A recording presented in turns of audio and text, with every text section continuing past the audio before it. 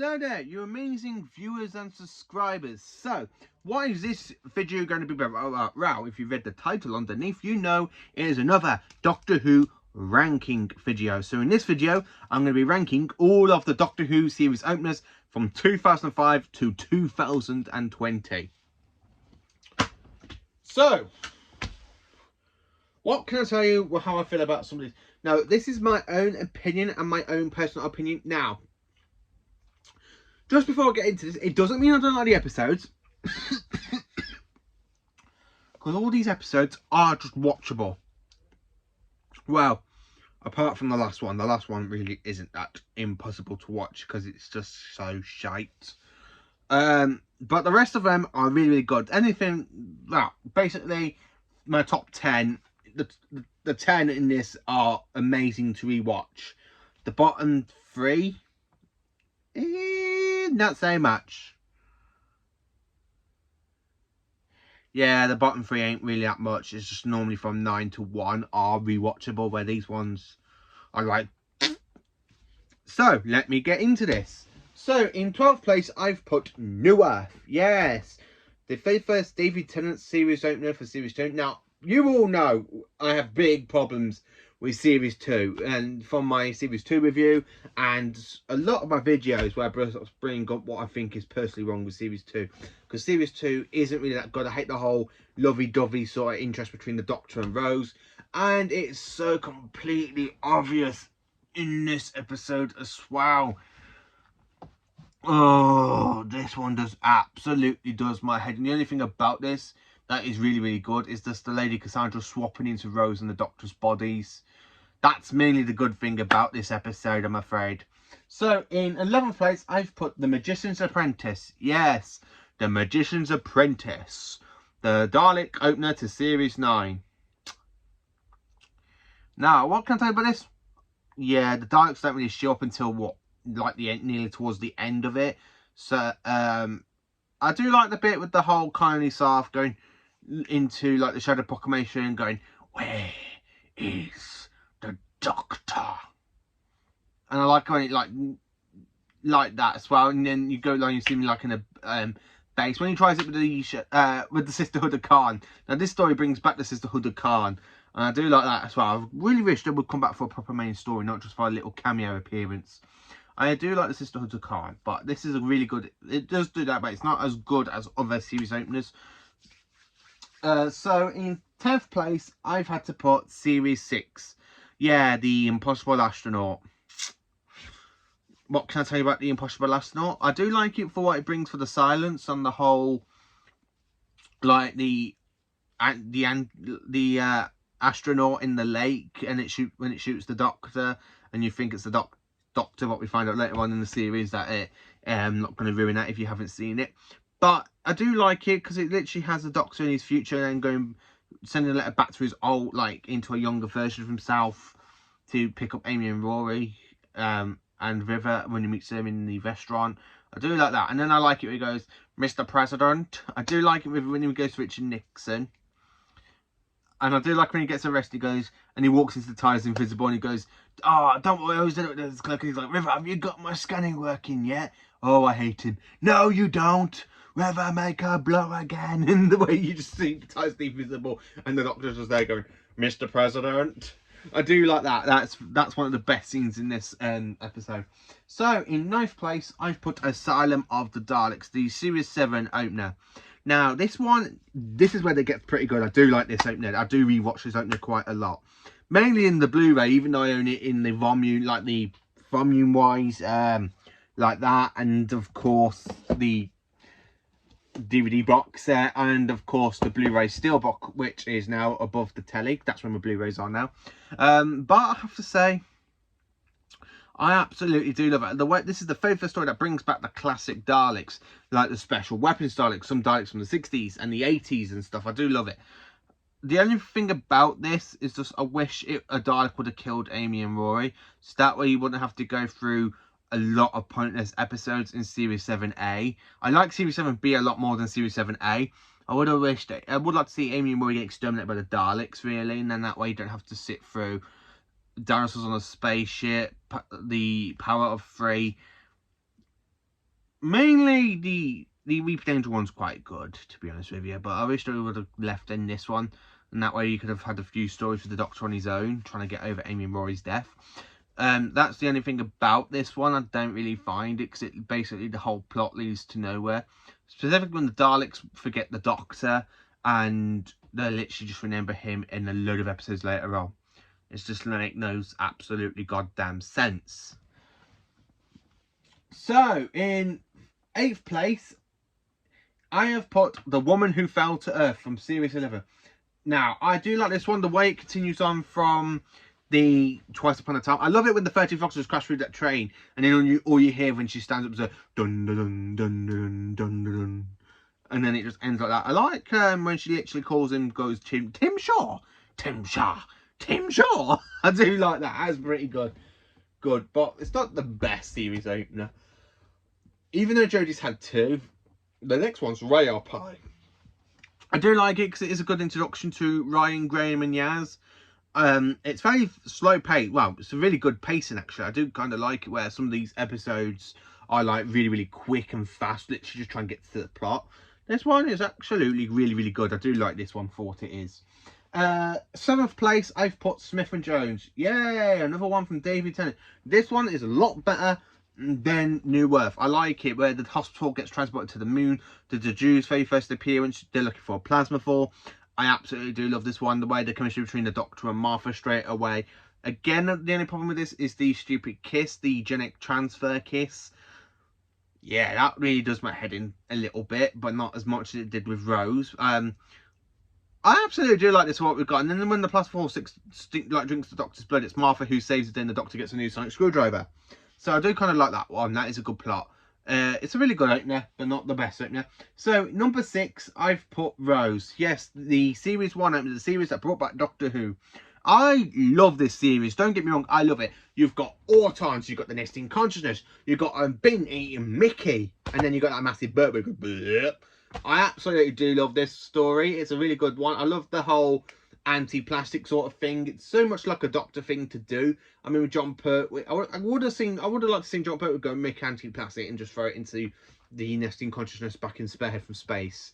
I do like that. It's a really good introduction story to Rose. I do love that bit when it goes, I'm the Doctor, by the way. What's your name? Rose. Nice to meet you, Rose. Run for your life. I do like that one. That's just one of the best things about it. So, in my 5th place, in my favourite 5th place, what have I put in it? It is Spyfall Part 1. Now, I just love this because it starts off with a very good kind of spy sort of mission. Spies are being killed all around the globe. I absolutely love it. You've got Stephen Fry in this. I love it when he dies. And that beautiful ending at the end where he goes, oh. After, like, he says about the splinting, he goes, you got me. And then he goes, well, Joe, what you are? You see, that's why, come on, Doctor, keep up. Oh, you say, I did take a lot for the spy master. I should say, the spy master. I do like that in the way Sacha Dhawan plays the master at the end of this and into part 2. It's just a really cool thing to do. They bring back the master after a serious break. And they've done it absolutely splendid. Sacha Dhawan is the best master from modern Who. Just after Derek Jacobi. I do really like Sacha Dhawan's master. He's insane, the creepiness, the way he's trying to pretend to be a spy, like pretending to be O, and then he literally announces his name is the Master. It's just like, oh my god, I love it so much. That is just a really good, it is a really good series opener, really good. So 4th place. Now in 4th place, I've put Partners in Crime. Now I love it. The whole reaction to the Tennant and Donna bit, where you got her by the door, him by the wall, and he's like that. I do love that. That is a lot funnier. I love it with the adipose where they're like popping out of fat people because of the adipose pills. So I do like that, and the way you have one wave at Donna at that from that woman Stacey. I absolutely do love the whole plot of this one. I like Miss Foster as well. She's a very good villain. I really do like it, and it's just so much better than the other 2 Tennant series openers. It's just absolutely phenomenal. It's just a really good one, but not as good as the other ones. In 3rd place, now, I've put this one in because this one is the Series 10 opener, and it is the pilot. Now, this one feels a freshly brand new reboot. You've got Bill, you've got Naldor, you've got the 12th Doctor, you've got the whole alien kind of water creature, the flood, and it takes over that woman who Bill has a little bit of a crush on. It's just a really, really interesting story, especially when you go back in time and you see the Movellans for the very first time since 1979 from Destiny of the Daleks. I absolutely do like that one. That's like a really cool cameo. And then you got the... I really wish they would have brought back the classic Daleks they fought in, not the stupid bronze Daleks, because it makes no sense. Because when you watch them in Destiny of the Daleks, it's literally the 80s, well, the kind of 70s Dalek casings, not the modern ones. I wish they would have brought back a modern, like the classic Dalek casing to watch them exterminate the Movellans. I think that would have been a lot better, but it is what it is, and we got what we got, and it's just a really good series opener, to be honest with you. I just absolutely love rewatching, and I love the little little hints of the Doctor's past, where you got like the Doctor's granddaughter with his wife River and Susan, the whole cup with all the Doctor's past on it, screwdrivers in. I absolutely do love it. It's just one of those best things about it, and then the way he talks to the TARDIS. And when you have that sign saying "out of order," it's literally, that is another callback to the War Machines when the first Doctor hangs out the TARDIS. That is another good, very fantastic sort of callback as well. So second place. Now this one kind of turned, because 1 minute it was in my first place, then it was in my second. You know, it keeps kind of between the two of these. I had to go what I actually feel for them. So in second place, I've put the 11th Hour. Now this is a very good series opener for Matt Smith. I just absolutely love it. I love the whole, basically the Matt Smith sort of plot when he literally crash lands in Amelia's garden, and then he goes back and then comes back 12 years late, and then she hits him with a cricket bat, and then you've got Prisoner Zero, you've got the massive eyeball, the Atraxi. Yep, the Atraxi. You got the Atraxi. I absolutely do love it, and the whole chemistry between Amy and the 11th Doctor in this, and the way he takes her at the end, because he's trying, literally, because he's don't understand how she's in the house on her own. I absolutely do love this. It's a very good series opener, and I love the way how he spends like a lot of this episode running around in Tennant's clothes without the jacket. I just absolutely love it, and it's a really good post-regeneration story. So number one, as you most probably guessed, it is Deep Breath, the fantastic opener to Peter Capaldi's 12th Doctor. I just flipping love this one. I love how you could bring back the Clockwork Droids from series 2. This one, they've done a lot better in this one than they were in the first episode. The chemistry between the Doctor and Clara, like, she doesn't know why he's gone, why he's changed, especially when in the last series she literally just met all of the Doctor's past selves, and then she's like, no, he's not the Doctor. The best thing about this is Strax, where you see him when he literally throws the newspaper in Clara's face. The Daily Paper, delivered by Strax. I do love that. I love the whole battle scene between the Panostra Gang, the Doctor and Clara against the Clockwork Droids. It's not really clear if the Clockwork Man was pushed by the Doctor, who decided to kill himself. Very unclear. But I absolutely love it. It's just one of those best series openers I can ever think of. Now, the bit with the Doctor on the horse where it goes, left, no, right, sorry, new hands. I'm getting very, very confused with him. I absolutely do love that. Now, the 12th Doctor is my favourite modern series Doctor. Now, this one deserves to be in first place because it's just an absolutely fantastic episode to start the 11th Doctor in. So the 12th Doctor in. And as I said, this one, Deep Breath and 11th Hour have been kind of swapping up and down. I've been trying to do this over the last week, but every time I go to record it, it's like, no, actually, I like Deep Breath more than 11th Hour. No, the 11th Hour I like more than Deep Breath. It just keeps... These two just keep possibly changing for me, so I just wanted to say what I love about them. Really, if I could, this one would be a tie. They're both just absolutely fantastic. They're both post-regeneration stories. They're just absolutely fantastic, and I absolutely love them.